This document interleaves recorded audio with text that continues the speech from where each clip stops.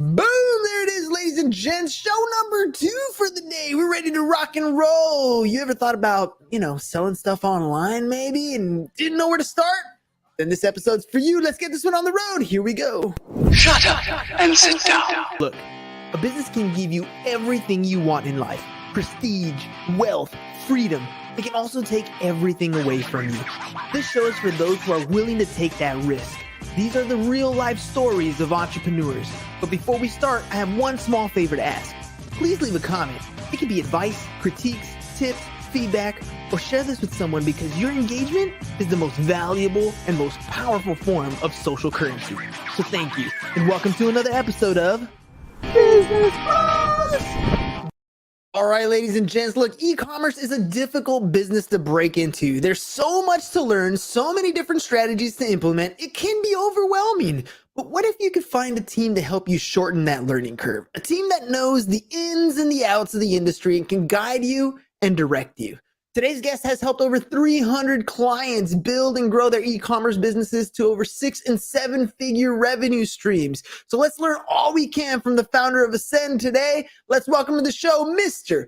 Will Basta.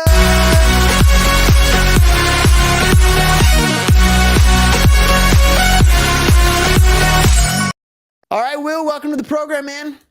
What's going on, man? Happy to be here. Thanks for having me. Course, dude. E-commerce. Okay, so I want to say the internet has taken off in the last 20 something years, and we've had major revolutions when it comes to how people buy stuff. I mean, today I literally was shopping on Amazon, getting my products delivered, and Amazon can't do it by themselves, dude. They need help. They need people like you to come in and kind of create an e-commerce type of environment. It's not just a one-stop shop. Tell me about this, dude. How did you get into this space? Yeah. So, obviously there's, first fact to throw at you is over 50% of Amazon's revenue from e-commerce sales comes from third-party sellers like our clients, right? So people aren't really familiar with the fact that you see something show up in a Prime truck, in an Amazon truck, you think that Amazon owns that. They technically don't most of the time. About 60 to 70% of the time, those products in those trucks are just fulfilled out of Amazon's warehouse, but they are owned by third-party sellers. So that makes up the foundation of Amazon's e-commerce platform in general is sellers like our clients. So I've been personally involved in, I have a background in tech, but I was, dabbling in the e-commerce space a bunch of years ago. I had my failures on Amazon, et cetera. I had partial successes. And, a few years ago, there was a lot of organizations popping up doing so-called what we do now, sort of the automation term is thrown around of you can invest with us and we will handle everything that is generally, laborious and time consuming. And pretty much you can just collect the check on your own business. And so my business partner and I, testing different markets and investments, invested in one of these programs. And what that really did is it unraveled, honestly, like a laundry list of inefficiencies in the industry when it comes down to providers sort of providing this service, but a great business model on the surface. So we noticed, hey, this is awesome because people want to tap into this industry. Most of them are people who are already busy professionals, don't have time. They want to partner with someone they can trust, but we don't see any companies out here that are really doing it the right way. A lot of them are cutting corners. A lot of them don't really have their own warehouse. They're sharing a warehouse. I mean, we'll dive into this a little bit deeper during the podcast, but essentially that's where our company spawned. We saw a gap in the industry. We saw a broken model. We came in, we use our business acumen, our experience, refined that model pretty, I'd say at a small scale in the beginning. And then once we realized we had something special, when we sort of knew what we could do, proved out and proved true, we hit the ground with marketing. And now, at this point, we're, an expansive company with 2 warehouse facilities in Dallas, Texas that are exclusively ours. We push infrastructure first and transparency. And at the end of the day, that's what we do. I mean, we run multiple different models on Amazon and Walmart stores, wholesale, private label branding, some forms of compliant arbitrage, and essentially make money for our clients. And we built an investor network of, business professionals from, teachers to the real estate sector, to the financial sector, to retirees, to veterans, you name it, diversify. The backgrounds are diverse. Commonality is none of them have time. And they all want to get a piece of the e-commerce industry that is just surpassing 5 trillion this year. So, and growing. It just keeps getting phenomenally bigger. Let's talk about that because I remember, I don't know, about five years ago or so, there was a lot of people, like you said, kind of stepping into this space, and it was like, invest $25,000 with us, and we'll start to Yeah. build it all out. So you dabbled in that. You kind of went in. You saw that, okay, this is definitely something that people want, right? There are investors out there that have this income that they need to do something with. They want to make, turn their dollars into baby dollars, right? They want to have that interest coming in as fast as possible. And this sounds like a great opportunity. What were some of those hiccups that you saw, and how did you overcome them? Yeah. So, I even went if we fast forward or rewind even further back, I even had done courses in the past, right? Just to learn the intricacies of Amazon in general. But that initial investment in the automation space that I do with my business partner was really a market test kind of thing. And honestly, on the surface, almost everything once you sign the contract with this company. And I've noticed that a lot of them are like this too. So this is sort of, I'm not painting a brush with on every single provider out there because they're not all bad players, but this is something that is ring true across the industry. And it can start from just ethics at the top. So leaving out the truth on what is allowed and what's not allowed on these third-party platforms until someone signs a contract, and then getting their store suspended, doing something like a dropshipping model, which is not focused on sustainability and is against Amazon's terms of service 90% of the time. Not really having a true infrastructure in place, saying that they have their own warehouse when at the end of the day, if you ask the right questions and you dig a little bit deeper, their own warehouse really means a 3PL center, which is shared by 100 other companies and cuts into your margins and has zero efficiency when it comes down to supply chain before it goes to an Amazon warehouse or to a customer. Outsourcing literally 90% of their team. So having a fragmented, piecemeal organization where you have zero fluidity within the organization, therefore that has a negative outcome when it comes down to customer service with your investors, as well as just quality outcomes of the business in general. When you have VAs that are just working for multiple companies and there's no true spirit within the company and there's no way to really control, it's not a controlled environment. So it's not vertically aligned. So those are the main things. And then just overall transparency. I mean, that's a huge thing. You drop 30, 40, 50, 60, somewhere in the six figures. We have investors that drop upwards in seven figures sometimes. I mean, you want to know, it's a digital space right now, but you want to trust who you're working with and make sure they're not really hiding behind a computer all the time. Yeah. And so transparency is a huge thing. I mean, this is our office in Los Angeles. You see me at right now. We keep the doors open here. The doors are open at our facility in Dallas. You can come physically visit the operation and see it in motion. That's a simple question to even ask these companies when they say their own warehouse, have their own warehouse. Can I visit? If they say you can't, there's your red flag right there. It's not really their own warehouse. So those are the things that stood out in the beginning. And so when we built this company, obviously we're coming into it ethically sound. That's just how Jeremy and I run our businesses with integrity.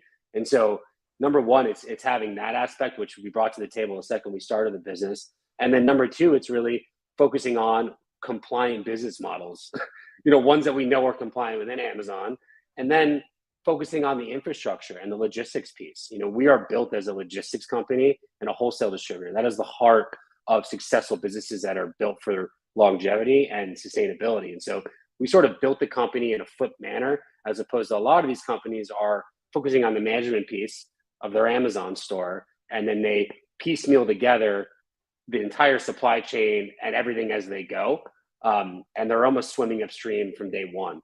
And so we sort of took it slow in the beginning and looked at all the infrastructure aspects and really focused on that in the beginning of growing Ascend. And that's really led to a lot of our success in terms of us constantly sort of being proactive. We're always employed, probably 2 months ahead of how much we need employment in terms of new employees. And we just opened our second facility, but we probably don't need that until, November, and that opened in August. So 3 months ahead of that as well. You mentioned that Amazon doesn't like drop shipping, right? And when people think e-commerce, a lot of times, and me personally, I get those things mixed up, right? What's the difference between drop shipping, between Amazon, between Walmart? Why is it a violation? Yeah. So the term drop shipping, it's not that drop shipping specifically is against terms of service, but most of the time, 99% of drop shipping, the way that people actually do that fulfillment, they break the rule. And breaking the rule meaning their drop shipping is essentially when you list products on your store that you've not purchased yet, in terms of you're not holding the inventory. So you are listing, say you find on Target that there is a workout band for $8.99, but you know you can sell it on Amazon for $21.99. So then you would list that product as if you have it in stock. Customer then purchases it from your store, and then you buy it from Target. And the problem that everyone has been doing that does break these rules is they send directly from Target to a customer's house. So it's like buying on Amazon and having a Target box show up. Of course, Amazon doesn't want that. It's against their brand. And people freak out and they'll ask customer service, your store gets suspended. I mean, there's just no, you can make good money that way, but it's not going to last. You'll be suspended under 6 months, guaranteed. I'll bet my left hand on that. And so there's that.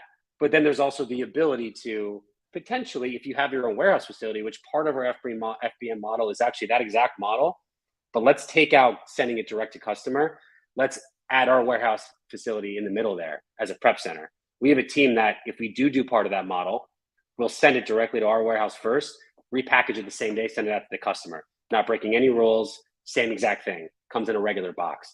So that's what dropshipping is non-compliantly. And then our model we call high frequency reselling, which we don't use their dropshipping because it's got a stain to it and it's not technically what it is. And ours is within terms of service. So there's that.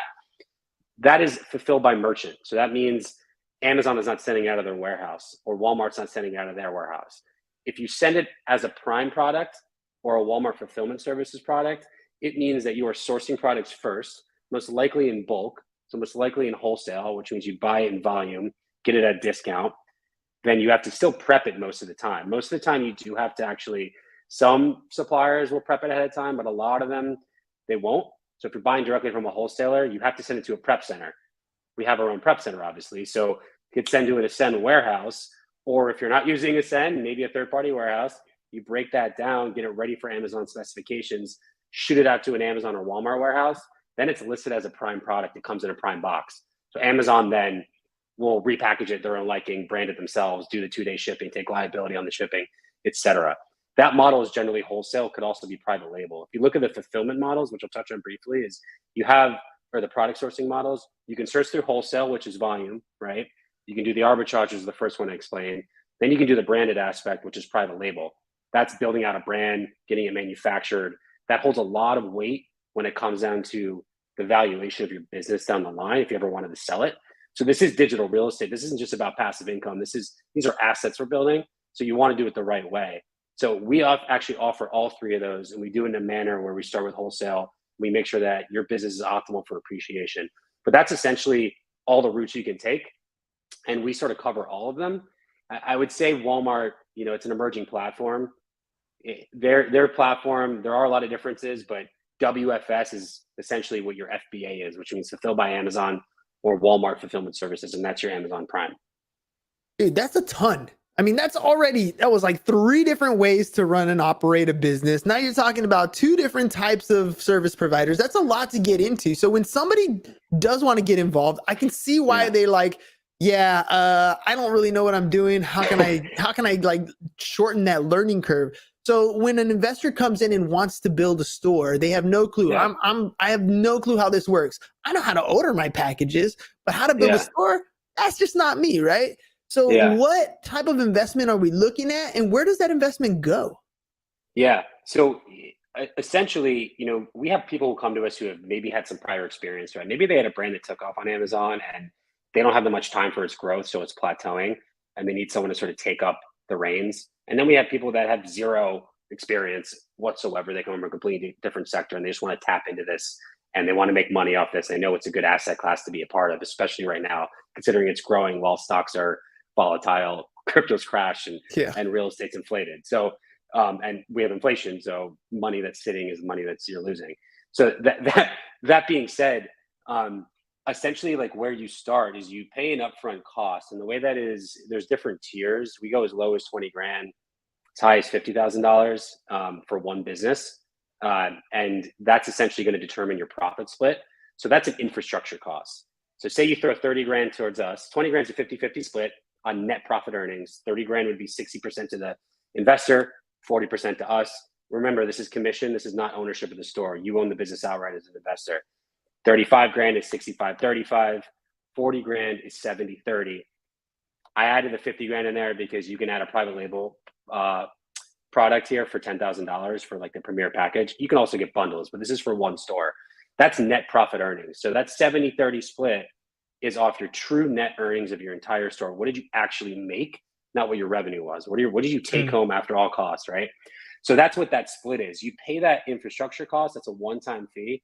That goes to payroll, leveraging our warehouse. I mean, we've got 2 warehouse facilities. We've got conveyor belts. We have a serious operation out of Dallas with, almost 80 employees, about 77 employees on the ground there.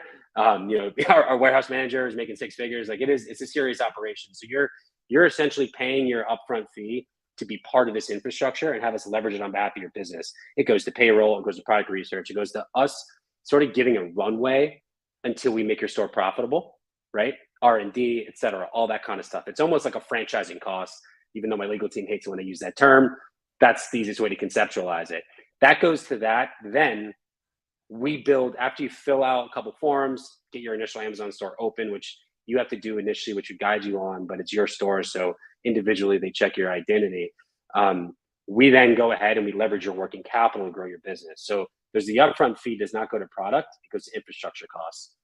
You need to have working capital to drive the revenue of your store. Working capital could be a revolving credit line. That's the best way to do it. Probably business credit. It's a whole other podcast we can talk about is business credit, but essentially you want to open up an entity and then get a line of credit. It could be personal credit at the beginning. We always recommend moving to business credit. And we're using that to pay for the products, which then we are going to flip at a margin of roughly 20%, upwards of 40%, as low as 10%, depending on the stage of your business. And then you pay down that card and you cycle it back. So you get points and all those kind of benefits, right? So you need to have sort of working capital that is cyclical capital that you're using and a one-time investment right there. And that's sort of that combined thing. And your actual working capital is going to dictate how fast we can grow your store after 6 months, because everyone in the first 6 months is slightly slower. And to the depth we can grow your store when it comes down to real revenue numbers. The more you put in, the more you get out, obviously. You throw 100 grand towards product, it's just simple math there. It's more complex than this, but you throw 100 grand towards product at a 20% margin, you make 20 grand, right? So that's the easiest way to sort of look at it as the business sort of scales to that level. Now, when we're talking about working capital and we're talking about products, like how do I know the difference between a good product and a bad product? Am I the one who's searching out and trying to figure out which products we're going to use? Or once we invest with you guys, now it's like, okay, your turn, you take the reins, you do the product research, or, how does that work? Yeah, we literally handle everything. So you come into this, you are the financial driver of the business. Yes, you have insight of what's going on. We use ClickUp, which is a database that has all the financial analytics, communication with the team. Yes, high touch is low touch. We have investors we don't talk to for months. Some check in every other day, et cetera. You can always look at your Amazon seller app and see your sales, what's listed. When it comes down to handling the business and picking the products, doing all the stuff that takes time, it's what you paid us for, right? So we do literally all of that. We look at John Doe's store month 6. What is he selling? I mean, shit, it could be anything from like potato chips to Barbie dolls to, scissors, potting plants. It is a general store. There's no niche categories we don't go into. It's wholesale. It's what the data is saying is going to make you money. And you don't need to worry about looking for that, right? If you want to we have some clients that don't want anything in plastic wrap stuff for environmental reasons, or they don't want to sell certain products. That's fine. Let us know. Other than that, though, it's us who decides the products, because we just are going for stuff that we know is going to make money.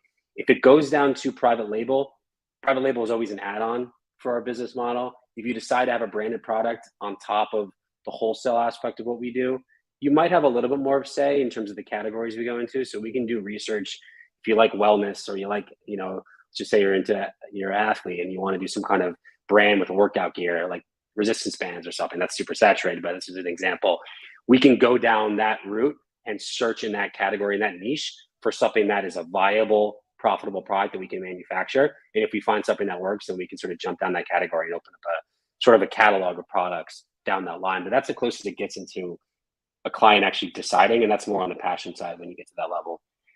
What are some of the pushbacks that you get when you talk to, potential investors? I mean, throwing 40, 50K into something doesn't sound too bad, especially when you're getting a, 20% return on investment potentially. I mean, that's not a bad ROI at all. However, you are like on the flip side, when you put 20, 30, 50K into a property, you have a tangible piece of property here that you can turn around and sell, right? This is a little bit different. What's some of that pushback you get, and how do you overcome that? I'm happy you brought that up, because as different as it is, it's also very, very similar.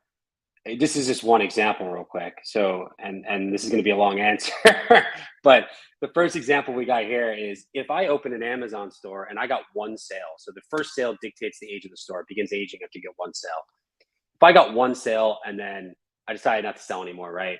And I just had a store for about a year and it had one sale and one review, and it opened in 2021 or 2022. And now it's a year later in 2023. That store is probably worth $3,000 at that point. So it actually gained value and appreciated because it's an aged business that opened in a different calendar year, and it's aged algorithmically as it already had one sale. If it didn't have any sales, it never started aging. Therefore, it's not worth anything, right? Really, maybe a little bit, maybe $500 to $1,000. There are markets for these, right? Now let's talk about a store that's actually done something. Okay, let's fast forward 3 years on a store that's doing $100,000 a month, and you're netting $20,000 of that per month in a year. 20 times 10 to say it's $250,000 of profit a year. Around 2 to 4x your net earnings a year is what these stores can be worth to sell. So you're not just getting a passive income aspect here, you're getting an appreciating digital asset. We get a lot of real estate investors that come into play here. A lot of them align with this model. I call it digital real estate because it is a form of digital real estate. It is like the booming internet age. If you had, locked in the domain dogs.com back then, it's the same kind of concept. Amazon and ecom right now is only 16% of the market for sales online. It's predicted to be 95% by 2040. So you're getting a piece, you're getting commodity online. It's digital, it's not tangible, but it does appreciate in value if you do it the right way. And that's how we present it to our clients, because the model that we use makes sure that there's optimal appreciation for this business if you ever wanted to flip it down the line. Now, on the other hand, in terms of the industry as a whole, pushback, trust. This is a new industry. Okay. I don't know you guys, right? I see a lot of, I'm getting hit with ads left and right now from all these automation companies. A lot of them are sleazy as shit, I'll be honest with you. And a lot of them don't know what they're doing. And that's why we started this company, right? So when people speak to us, normally they circle back around us regardless. But at the end of the day, our big thing is trust. Yeah. So yeah, come to our warehouse. Transparency. I touched on this in the beginning. That's huge. Come visit us. Come shake my hand, one of the founders in LA. Like, come meet our warehouse manager. You could see the brick and mortar of the situation. So we lead with that. So people do trust us in that aspect in the beginning, which is important because the transparency factor. And then we also guarantee everyone's investment. So literally it's a guaranteed investment in the fact that if you were actually investing 40 grand with us for your upfront fee, we will guarantee at minimum that you make that back, or we'll pay you the difference, right? Yeah, like that has never happened where we've had to actually do that, but it's a security measure for people who are new to this industry who feel weary.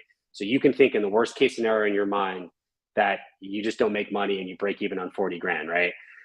That's not happened, but that's what we have set contractually as a guarantee. Now, I want to talk to one thing real quick, and you might even lead into this question, like what are the risks, right? It sounds too good to be true, because we do get that all the time. At the end of the day, it is business, right? We take as much risk away as possible by having that guarantee. You are purchasing inventory, right? So inventory not selling as fast as you like would probably be the biggest risk here, which we mitigate by having multiple fulfillment models, and we don't buy a lot of the same product in the beginning until your store is seasoned. But Amazon likes to come in there and undercut people sometimes. And worst case scenario, we liquidate items out, and we liquidate them out by breaking even on their investment and dropping the margins. You'll never lose money on product that's sitting. So that's the worst case scenarios. You'll have product that lasts longer than you'd like in the beginning. It normally doesn't happen after 6 months. It's normally the first 6 months, but we can always start slower and spend less in the beginning to sort of ease that kind of situation potentially happening. Dude, great answer. Everybody loves guarantees. You're going to tell me I'm going to put money in an investment? I mean, and if it doesn't work out, you're going to give me my money back? That is huge, right? I mean, that is, I mean, you're literally playing to that trust factor, because that's really the biggest thing that's holding people back is, do you trust me? Like, do you believe that I can do what I say I'm going to do? I had a question about Amazon versus Walmart. You said Walmart's, coming in as a player into this game. You said right now overall deliveries are like 16%, and they're projected to be over at 95. Should people be focusing their attention on one versus the other, or are you guys kind of doing an arbitrage of both? Yeah. So this is how we approach it. If you are new to this business and you are new to e-commerce in general, we guide you, unless you insist otherwise. We are guiding you to do Amazon first. That is your sustainable model that is proven in the fact that when I mention about businesses that are sellable, we know that data with Amazon, right? I can't say the same with Walmart because their platform is fairly new when it comes down to third-party selling, and there's a lot of kinks in their armor when it comes down to just the way that it's done still. So that being said, start with the sustainable venture first. Amazon, we know how it works. Their platform is great. They have the seller app. We can run that business in a manner that we are experts in that space. And they're not, as they still change policies, but it's not like they're trying to figure out everything from the beginning, right? They've been doing this for a while. It might take longer to get your store to that consistent revenue, but maybe just a few months longer than Walmart, right? So start there. That's our guidance. If you are getting a portfolio of businesses, generally we recommend 2 Amazon for every 1 Walmart, or maybe do one-on-one kind of thing. Walmart, on the other hand, also have opportunity. There is under 200,000 sellers on their platform. Margins are super high because of that, and there's less competition. 90% of Americans live within 10 miles of a Walmart, a physical Walmart. So why is that beneficial? Because brand recognition is there. There's Walmart loyalists who purchase stuff online that used to go into the store all the time, but the pandemic opened up their eyes to shopping online.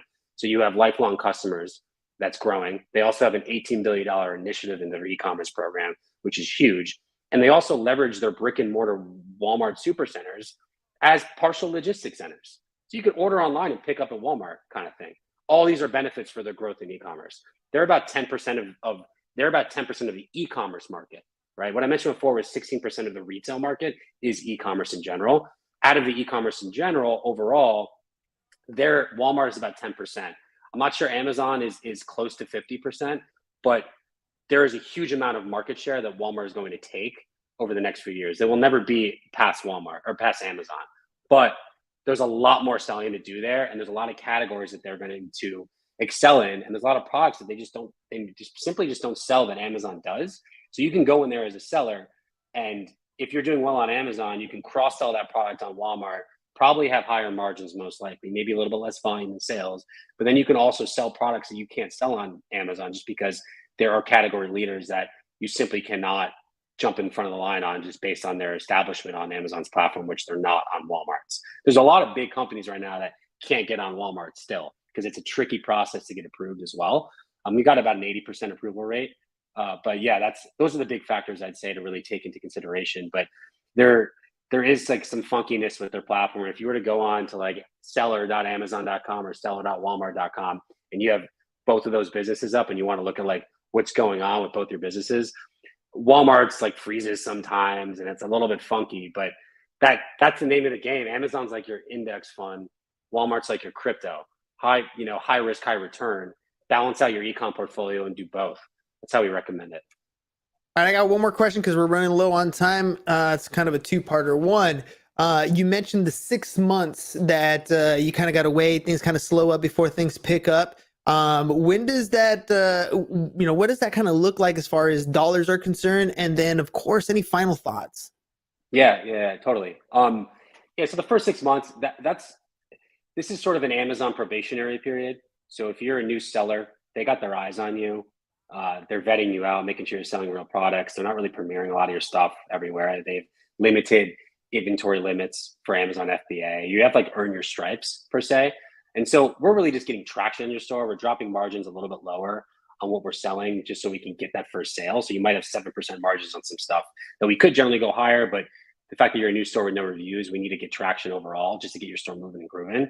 In terms of what you will spend, that's completely up to you in the first 6 months. We have zero requirements on spend the first 6 months. It's 6 months and later where we need you to really legitimately inject working capital so we can guarantee your investment, right? But the first 6 months, if you come in and you say, I have just 10 grand on a credit card, I want to leverage, let's just do it sort of lightly in the beginning, and then we'll, pedal to the metal after that. So that's there's a lot of flexibility in the beginning. just know that 80% of your revenue in the first 12 months comes month 6 to 12 of your first 12 months. So we're building the car, we're driving it the second half of the year. That's sort of how that works. Sweet, man. Any final thoughts? Yeah. Oh yeah, that's what I was like. What was the second part of the question? Final thoughts. Yeah, the one thing I just want to touch on briefly about us as a company, I think it's really important because we think really far ahead with a lot of things. And we're very innovative and proactive in approaching things. And this business is amazing, and all of our clients, are doing well. And where we're going in the future is globally. So we're testing out Canada's market right now. We were just in the UK recently. That's a market we're going to be testing out soon. Germany as well. Those are going to be our next 3 markets. These are for US sellers as well, and also for people who are interested in those states. But if you are a Amazon.com seller right now, we're going to open up doors for you in these different markets and be able to sell in those markets for our clients. And so it doesn't just stop at Amazon and Walmart. There's also global expansion ahead right now. And there's a lot of opportunity there. It's growing faster than the US, in Canada, and in the UK, surprisingly. So yeah, that's something to just keep in mind in terms of where this goes. There's no dead end when it comes down to investing in a program with Ascend. Dude, that sounds amazing. I mean, a lot of stuff's going on. You're right. Global markets. And if you have somebody on the inside already doing different things, that's going to make a big difference. How do people get a hold of you if they want to work with you? Totally. Yeah. So you can check out our website, www.ascendecom.com. You can follow us on IG. That's Ascend_ECOM. IG, we post pretty much daily. There's a lot of educational stuff in there, warehouse footage, random stuff. You could DM us there, book a call there. Also directly on our website, there's some of our models. You can sort of look right there and book a call as well. Some of our business models you can research into, and all of our publications from, Forbes to podcasts are going to be on there as well. All right. We also dropped that email address, partnerships@ascendecom.com.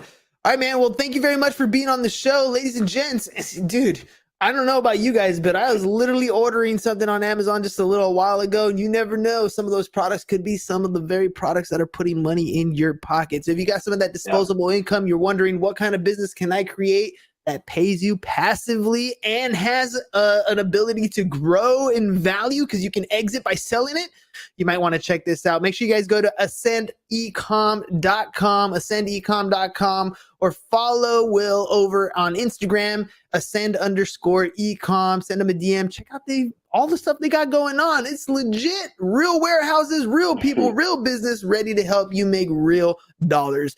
Will, thank you very much for being on the program. Ladies and gents, we'll catch you guys on the next one. Peace. And we're out. It's over. Go home. Is your business in need of marketing? Try starting a podcast. But not just any podcast. Podcast like a pro. We can show you how to take your business from being invisible to becoming a brand people trust. Go to www.businessbros.biz to get started today.